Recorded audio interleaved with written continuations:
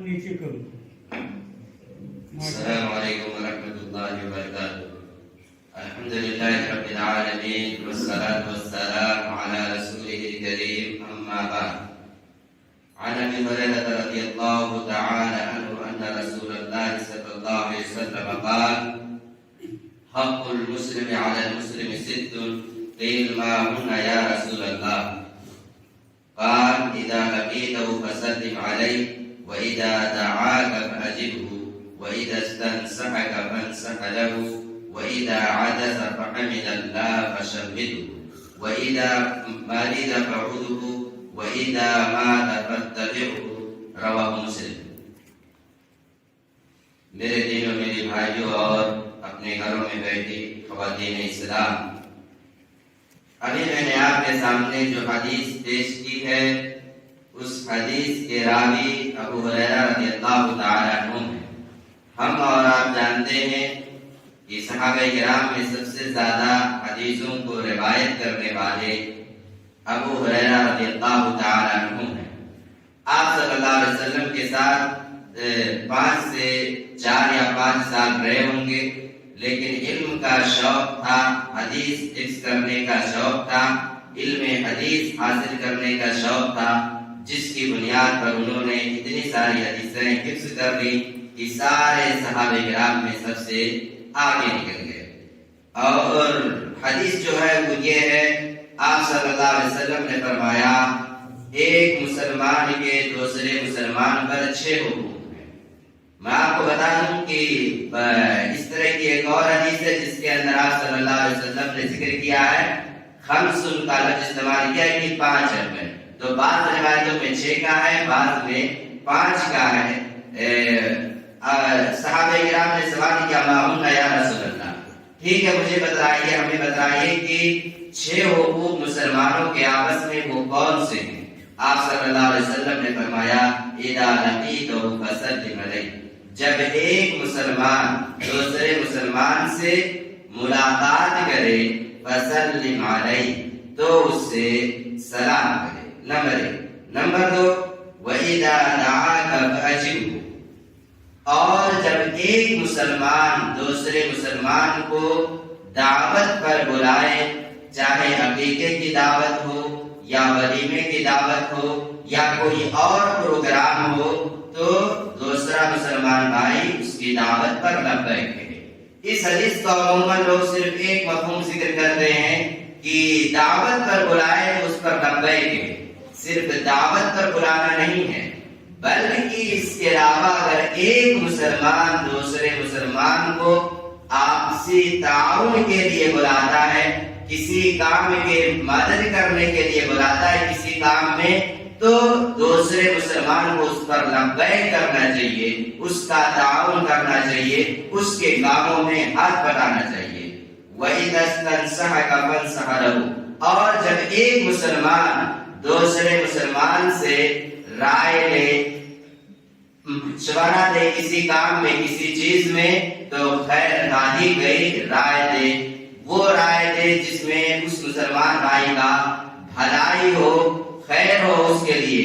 عموماً ہمارے سماج میں لوگ ہم دیکھتے یہ ہیں کہ کہتے ہیں جب کوئی رام آ گیا تو ایسی رائے دے دو کہ وہ ہلاک ہو جائے، تباہ ہو جائے، برباد ہو جائے. یہ ایک مومن کی اور مسلمان کی پہچان نہیں ہے، صفت نہیں ہے. مسلمان کی صفت یہ عادت یہ ہے کہ وہ اپنے بھائی کے لیے ہمیشہ خیرخواہ ہوتا ہے، مہربان ہوتا ہے، اپنے بھائی کے لیے، اپنے دینی بھائی کے لیے ہمیشہ اچھی باتیں سوچتا ہے، خیر کی باتیں سوچتا ہے. وَإِذَا عَطَسَ فَحَمِدَ اللَّهَ وَشَمِتَهُ، جب ایک مسلمان کو چھینک آ جائے اور وہ اس پر الحمدللہ کہے، تو جو سامنے والا اس کا بھائی ہے وہ اس کے جواب میں یرحمک اللہ کہے، اور جب وہ جواب دے دے اس کے بعد میں پھر یہ کہے گا یہدیکم اللہ ویصلح بالکم. وَإِذَا مَرِضَ فَعُودُهُ، اور اسی طریقے سے جب کوئی مسلمان بیمار ہو جائے تو دوسرے مسلمان کو چاہیے کہ وہ اس کی عیادت کرے، اس کے گھر جائے، اس کے شہر میں جائے جہاں وہ رہتا ہے. اس میں یہ نہ دیکھے کہ خاندان کس کا ہے، وہ کس خاندان کا ہے، یہ کس خاندان کا ہے. ہمارے معاشرے کے اندر اس طرح کے تعصبات پائے جاتے ہیں. ہم خاندان دیکھتے ہیں، گھر دیکھتے ہیں، ہمیں دیکھنا یہ سب نہیں ہے، ہمیں دیکھنا نبی کی سیرت ہے، ہمیں دیکھنا صحابہ کی سیرت ہے۔ آپ پوری سیرت رسول میں دیکھ لیجیے، پورے صحابہ کی سیرت میں دیکھ لیجیے، اور محدثین کی پوری جماعت میں دیکھ لیجیے، کہیں اس طرح کا تفریق نہیں تھا۔ کسی نے یہ نہیں کہا کہ وہ امیر ہے، غریب ہے، امیر غریب کے گھرانے نہیں جائے گا اس کی عیادت کرنے، ہماری عزت کم ہو جائے گی، ہماری اوقات کم ہو جائے گی، گھٹ جائے گی۔ یہ کہاں کی فکر ہے؟ یہ اسلامی فکر نہیں ہے، یہ اسلامی سوچ نہیں ہے، یہ نبی صلی اللہ علیہ وسلم کا طریقہ نہیں ہے، بلکہ یہ ایسی فکر ہے جو ہم نے خود پیدا کر لی، اپنے ذہنوں میں محفوظ کر دیا۔ اس وجہ سے اس طرح کی فکر ایک مسلمان کو ہٹا دینا چاہیے۔ کوئی غریب ہے، مزدور ہے، بیمار ہوں گے، آپ عیادت کیجیے، اس سے ہماری عزت میں کمی نہیں آئے گی، آپ کی عزت میں کمی نہیں آئے گی۔ من تواضع للہ رفعہ اللہ، جو اللہ کے لیے عاجزی اختیار کرے گا، تواضع اختیار کرے گا، اللہ رب العالمین اسے اونچا مقام دے دے گا۔ نبی صلی اللہ علیہ وسلم کو دیکھیے، صحابہ کو دیکھیے، وہ اس طرح کی تفریق نہیں کرتے تھے، محدثین کو دیکھیے، وہ اس طرح کی تفریق نہیں کرتے تھے۔ اور اس کے بعد کے اعتبار میں علماء کرام کو دیکھیں گے، جو اچھے علماء تھے، جید علماء تھے، ان کے یہاں اس طرح کی تفریق نہیں۔ ایک مثال ذکر کرتا ہوں، پھر 1-2 منٹ میں اپنی بات ختم کر دوں گا۔ ہم لوگوں نے نام سنا ہوگا، سعودی عرب کے بہت بڑے عالم دین تھے علامہ ابن باز رحمۃ اللہ علیہ، بہت بڑے عالم دین تھے، سوچ نہیں سکتے، نابینا تھے، اندھے تھے، لیکن اللہ رب العالمین نے انہیں جو علم دیا تھا معمولی علم نہیں تھا۔ پوری دنیا جانتی تھی ابن باز کو کہ سعودی عرب میں بیٹھا کوئی شخص ہے، انہوں نے باہر کہیں کسی ملک کو گھومنے نہیں گئے، لیکن اس کے باوجود پوری دنیا ان کو جانتی تھی کہ کوئی شخص ہے عرب میں جسے ابن باز کے نام سے جانا جاتا ہے۔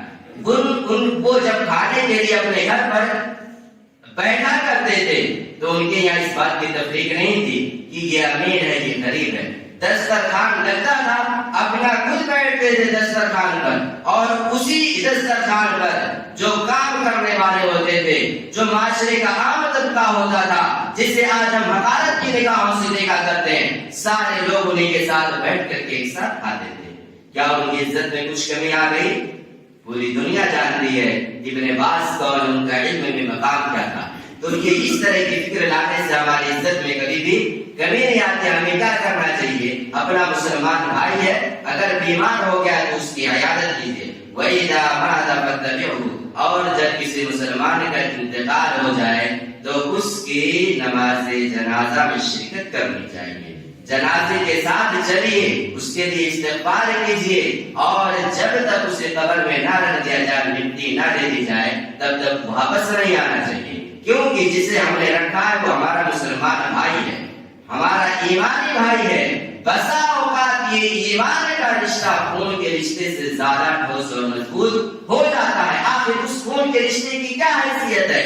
جس خون کے رشتے، جو رشتہ خون سے وجود میں آنے کے باوجود بھی اس رشتے کے اندر ایمانداری نہیں ہے، اس رشتے کے اندر ایمان نہیں ہے، اس رشتے کے اندر اسلام نہیں ہے، اس کو رشتہ ایسا ہے کہ جہاں پر نماز کی پابندی نہیں کی جاتی ہے، لیکن ایک بھائی نماز کی پابندی کرتا ہے تو اس رشتے سے زیادہ ٹھوس وہ رشتہ ہو جائے گا، کیونکہ اس کے پاس دین ہے، اس کے پاس ایمان ہے، اس کے پاس اسلام ہے، اس کے وہ شخص نمازوں کی پابندی کرتا ہے، ایمانداری سے کام لیتا ہے۔ اس وجہ سے میرے بھائیوں کہنے کا مطلب یہ ہے اس حدیث کے بیان کرنے کا کہ یہ جو حقوق حدیثوں کے اندر ذکر کیے جاتے ہیں، اگر ہم ان حقوق کی ادائیگی میں کوتاہی نہیں کریں گے بلکہ ان پر عمل کریں گے تو ہمارے درمیان اخوت، بھائی چارگی قائم رہے گی، ہمارے اندر سے نفرت، بغض اور اس طرح کی چیزوں کا خاتمہ ہو جائے گا۔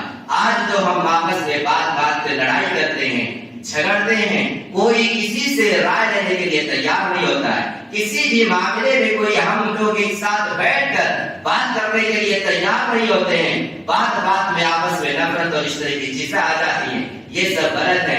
سب مسلمان بھائی ایک ساتھ مل کر رہنا چاہیے، اپنا دل پاک صاف رکھنا چاہیے، کینہ کپٹ بغض و حسد سے بالکل اپنا دل صاف رکھیے۔ یہ دل اگر صاف ہے تو سماج انشاءاللہ صاف رہے گا، معاشرہ صاف رہے گا، لوگ صاف رہیں گے۔